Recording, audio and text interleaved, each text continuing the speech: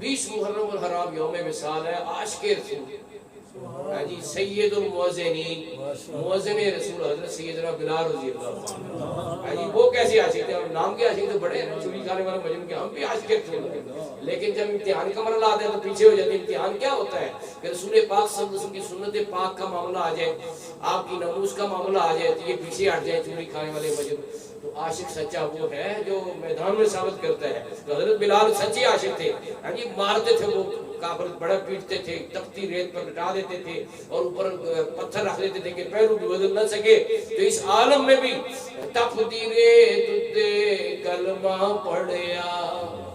آج جو لوگ گلیوں میں اے سی کے اندر بیٹھ کر کلمہ پڑھنے کے لیے کہتے ہیں نہیں بہت ٹائم ہو گیا، لیکن حضرت بلال کا اس میں دیکھو کہ تختی ریت پر اٹھا کے اپنی طرف سے بڑی تکلیف دیتے تھے، لیکن ان کی زبان پہ آہد آہد جاری ہوتا تھا کہ ایک ہے اللہ، ایک ہے، تم جتنے مرضی بت بنا لو لیکن احد احد اللہ کیا ہے؟ ایک ہے۔ تو کہنے والا کہتے ہیں تفتی ریت تے کلمہ پڑھیا، بلال نہ کفر تے ظلم تو ڈریا، ایویں عشق نہ ملدا سواللہ بھئی مدنی آقا۔ یہ کہنا تو آسان ہے کہ ہم عاشق رسول ہیں، لیکن اتنا آسان کام بھی نہیں ہے جی۔ یہ شہادت گاہ الفت میں قدم رکھنا ہے، شہادت گاہ الفت، محبت کی شہادت گاہ میں قدم رکھنا ہے۔ لوگ آسان سمجھتے ہیں مسلمان ہونا، مسلمان ہونا جو سچا مسلمان ہونا کے ثابت کرنا یہ بڑا مشکل کام ہے کہ عاشق رسول جب کسی امتحان میں اترتا ہے تو اپنے عشق کو ثابت کر دیتا ہے۔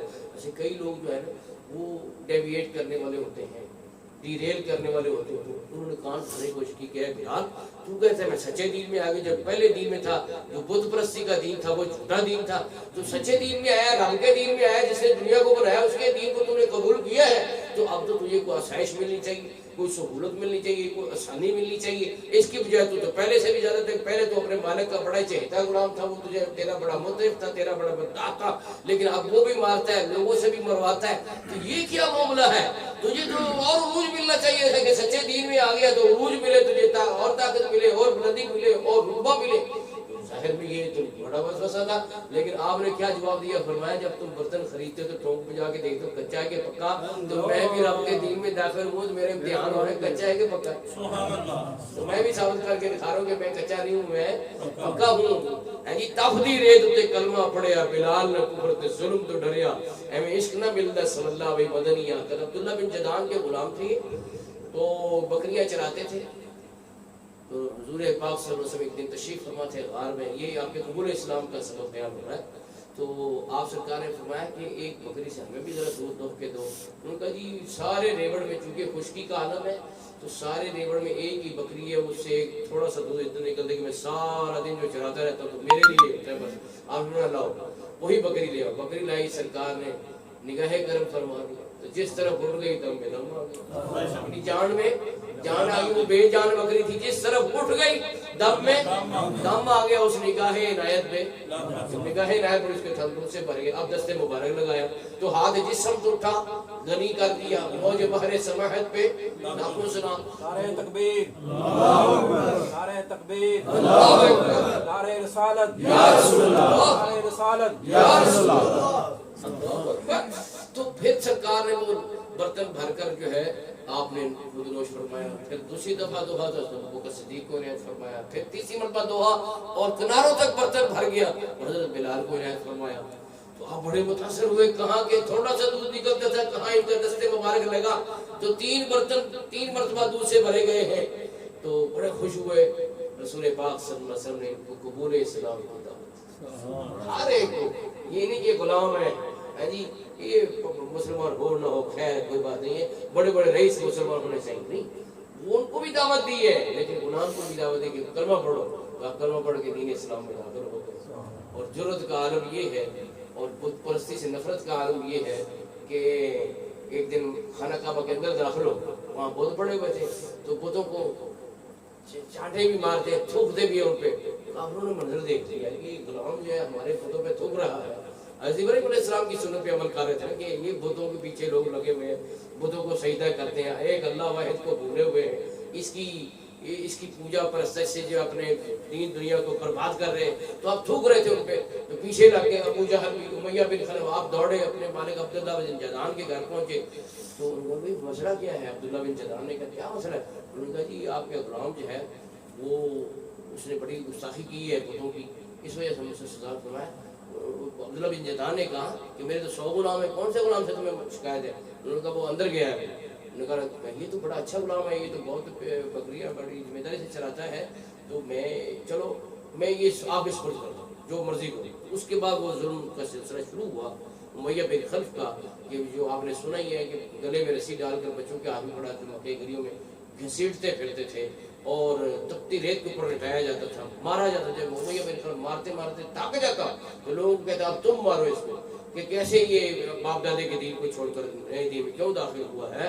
تو اس معاملے کو جب دیکھا تو رسول پاک صلی اللہ علیہ وسلم نے حضرت ابوبکر صدیق کو حکم دیا، فرمایا کہ بلال کو خریدنا ہے، بلال کو خریدنا ہے۔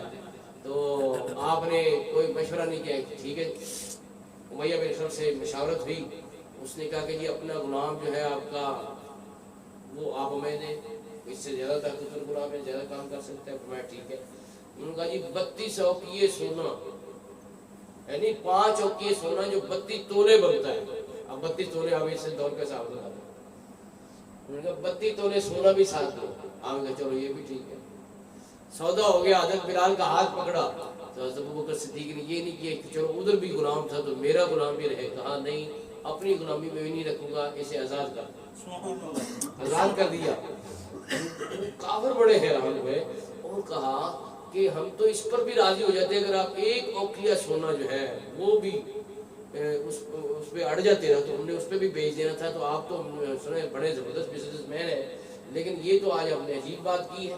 تو آپ نے فرمایا کہ تم نے تو 1 اوقیہ سونے کی بات کرتے ہو، اگر تم 100 اوقیہ سونا مانگتے میرے کو بھی دے دو جی، کیونکہ تمہیں اس کی قدر و قیمت کا پتہ نہیں ہے۔ لیکن پھر بھی ان دنیا داروں کو یہ بات سمجھ نہ آئی کہ اتنے پیسے آپس میں وسپرنگ کر رہے ہیں، سرگوشیاں کر رہے ہیں، اور یہ کہتے ہیں کہ لازماً ابوبکر صدیق پہ بلال کا کوئی احسان ہے، اس احسان کا بدلہ دینے کے لیے انہوں نے منہ مانگی قیمت پر جو ہے بلال کو خرید کر اپنی غلامی میں بھی نہیں رکھا بلکہ آزاد کر دیا ہے۔ ہاں جی، انہوں نے کہا یہ تو ہو ہی نہیں سکتا، یہ تو اس پر کوئی احسان ہے۔ تو اللہ تبارک و تعالیٰ نے حضرت ابوبکر صدیق کی نیکی کے خلوص کی گواہی قرآن پاک میں سورۃ اللیل میں اللہ فرماتے ہیں وَسَيُجَنَّبُهَا الْأَتْقَى، جہنم سے بہت دور رکھا جائے گا سب سے بڑا پرہیزگار، الَّذِي يُؤْتِي مَالَهُ يَتَزَكَّى، جو اپنا مال اس لیے دیتا ہے تاکہ ستھرا ہو جائے۔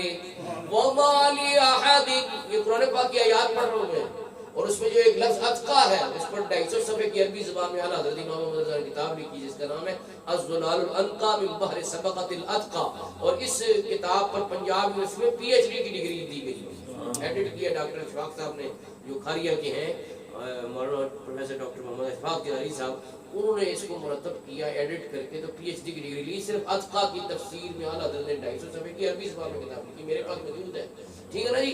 تو وَسَيُجَنَّبُهَا الْأَتْقَى الَّذِي يُؤْتِي مَالَهُ يَتَزَكَّى وَمَا لِأَحَدٍ عِندَهُ مِن نِعْمَةٍ تُجْزَى، اس پر کسی کا کوئی احسان نہیں ہے جس کا اس نے بدلہ دینا ہو، إِلَّا ابْتِغَاءَ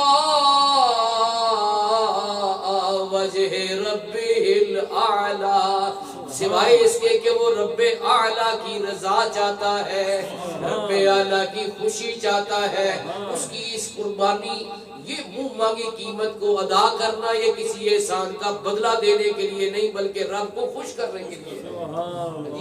اللہ اکبر، تو یہ حضرت ابوبکر صدیق رضی اللہ عنہ کی شان ہے کہ منہ مانگی قیمت پر آپ نے حضرت بلال کو خرید کر آزاد کر دیا، اور حضرت بلال غلامی رسول میں اب حضور کی خدمت کر رہے ہیں، اذان پڑھنے کی خدمت سپرد ہوئی۔ رسول پاک صلی اللہ علیہ وسلم نے فرمایا سید المؤذنین، مؤذنوں کے سردار بلال، اور شب معراج جب آپ سرکار تشریف لے گئے آسمانوں پر، تو واپسی پر آپ نے فرمایا اے بلال تم کیا عمل کرتے ہو کہ میرے جنت میں اپنے آگے تمہاری قدموں کی آہٹ سنی۔ انہوں نے پتہ کیا عرض کیا، اس پہ ہمیں عمل کرنے کی ضرورت ہے۔ عرض کیا رسول اللہ جب میں بے وضو ہوتا ہوں تو وضو کر لیتا ہوں، اور جب وضو کرتا ہوں تو 2 نفل پڑھ لیتا ہوں، یعنی اس وجہ سے یہ شان ملی ہے۔ اس میں یہ نہیں سوچنا چاہیے، حضرت مفتی احمد یار خان نعیمی نے اس حدیث پاک کے حوالے سے وضاحت کی کہ اس میں یہ اعتراض داخل ہوتا ہے کہ حضور سے پہلے جنت میں چلے جائیں گے حضرت بلال۔ فرمایا نہیں، جیسے غلام ہوتا ہے، خادم ہوتا ہے، وہ مہار پکڑتا ہے جانور کی سواری کی، جب وہ مہار پکڑ کے جو پہلے داخل ہوتا تو پہلے داخل ہے، لیکن وہ کس طرح داخل ہوتا ہے؟ خادمانہ اور غلامانہ انداز میں، کہ پہلے چل کے میں سامان کر دوں، میں پہلے چل کے استقبال کروں، تو یہ پہلے داخل ہونے، پہلے سب سے حضور پاک صلی اللہ علیہ وسلم جنت میں داخل ہوں گے۔ لیکن حضرت بلال جو ہے وہ خادمانہ طور پر غلامانہ، میں اپنے آگے آگے تمہارے قدموں کی آہٹ سنیے۔ تو مفتی احمد یار خان نعیمی سے فرماتے ہیں کہ جو قیامت کے بعد واقعہ ہونا ہے رسول پاک صلی اللہ علیہ وسلم نے اسے پہلے سے ہی ملاحظہ فرمایا، اس طرح سے ان کے قدموں کی آہٹ سنی ہے جنت کے اندر۔ بلال مدینے میں چلتے ہیں لیکن ان کے قدموں کی آہٹ حضور پاک صلی اللہ علیہ وسلم شب معراج جو ہے وہ آسمانوں پہ سنتے ہیں۔ تو حضرات محترم میں یہ عرض کر رہا ہوں کہ حضرت بلال رضی اللہ عنہ جو سچے عاشق رسول تھے اور عشق میں ڈوب کر اذان پڑھتے تھے۔ اذان پڑھنے کے بڑے فضائل ہیں، جو فرمایا کہ رب کی رضا کے لیے اذان پڑھے جو کل قیامت ان کی سب سے لمبی گردنیں ہوں گی۔ فرمایا اس کی تشریح میں محدثین نے لکھا کہ لمبی گردن تو غائب ہو جائے گا کہ اتنی لمبی گردن ہو جائے۔ فرمایا نہیں، مراد یہ کہ وہ فخر سے ان کے سر بلند ہوں گے تو پورے میدان قیامت میں وہ نظر آئیں گے کہ یہ وہ لوگ ہیں جو لوگوں کو نماز کے لیے بلاتے ہیں۔ جب عام مؤذن کی شان یہ ہے تو سید المؤذنین کی شان کیا ہوگی؟ وہ آپ نے کچھ سنی لی ہے۔ تو سچے عاشق رسول اذان کے سارے فضائل آپ کو پتہ ہے، لیکن جب سرکار دو عالم صلی اللہ علیہ وسلم نے دنیا سے پردہ فرمایا تو انہوں نے اذان دینی چھوڑ دی۔ حالانکہ اذان دینے کی فضیلت سب سے پہلے مؤذن آپ ہیں، سید المؤذنین ہیں، لیکن فرمایا کہ نہیں، جن کو اذان سناتا تھا وہ پردہ فرما گئے ہیں تو اب مجھے اذان دینے کو جی نہیں چاہتا، اذان دینا بند کر دیا۔ حضرت ابوبکر صدیق سے اجازت لی، دوسری روایت میں حضرت عمر سے اجازت لی کہ مدینے میں جہاں جاتا ہوں حضور کی یاد آتی ہے، گلیاں دیکھتا ہوں حضور کی یاد آتی ہے، تو وہ دل پہ غم کا غلبہ رہتا ہے، تو مدینہ چھوڑ کر شام چلے گئے۔ کچھ عرصہ گزر گیا اور یہ روایت اعلیٰ حضرت نے فتاوی رضویہ میں لکھی ہے اور امام ابن حجر مکی نے الجوہر المنظم میں لکھی ہے، اور سالک ہے کہ یہ صحیح الاسناد ہے کہ خواب میں سرکار کی زیارت ہے۔ سبحان اللہ۔ فرمایا ما هذه الجفوہ، اے بلال یہ کیسا ظلم ہے، یہ کیسی بے رخی ہے، کیا تمہیں ہمیں ملنے کو جی نہیں چاہتے؟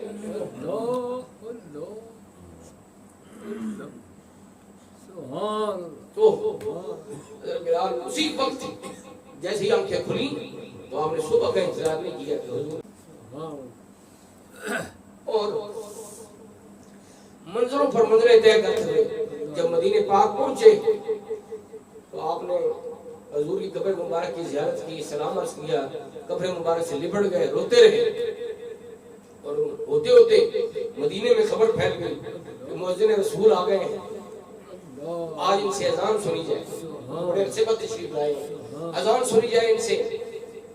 تو آپ نے فرمایا کہ میں نے تو اذان دینی چھوڑ دی کیونکہ حضور کے بعد میں اذان نہیں دیتا۔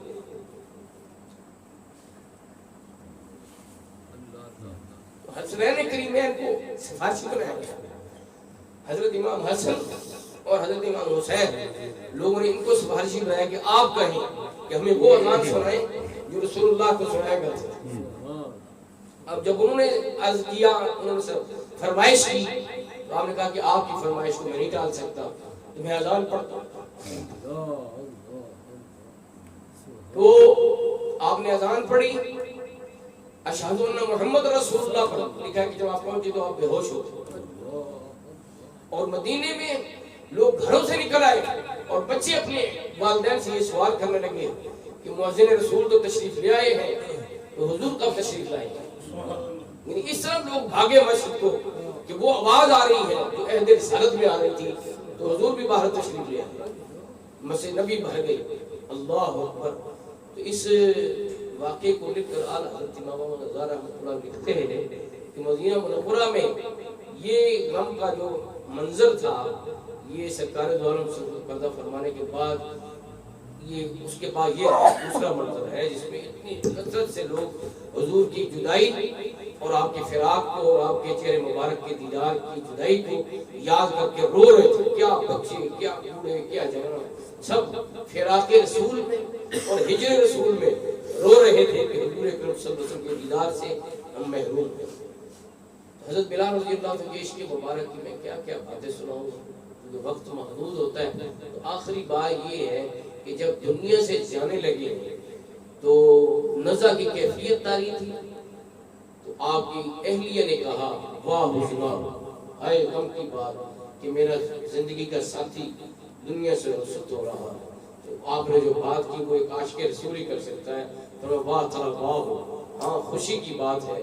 غدر نلقی الاحبہ محمد وصحبہ کہ کل میں نے اپنے دوستوں سے اور حضرت محمد مصطفیٰ سے ملاقات کر دنیا سے جا رہا ہوں، لیکن یہ کوئی غم کی بات میرے لیے نہیں ہے، میرے لیے خوشی کی بات ہے کہ میری بارگاہ رسالت میں حاضری ہونی ہے اور میں نے اپنے دوستوں سے ملاقات کرنی ہے. اسی جذبے کو حضرت مولانا محمد بشیر صاحب نے اس طرح سے نظر کیا ہے. اللہ کرے ہم سب کے حق میں قبول ہو جائے.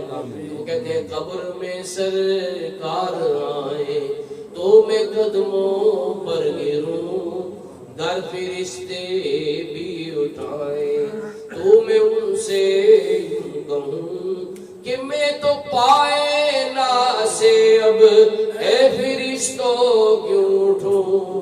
مر کے پہنچا ہوں یہاں اس دل ربا کے واسطے، مر کے پہنچا ہوں یہاں اس دل ربا کے واسطے. تو میں تو مرا ہی اس لیے سے ہوں کہ حضور کی زیارت ہو جائے گی. حضرت بلال کے جذبات کا تو بیان ہی نہیں ہو سکتا.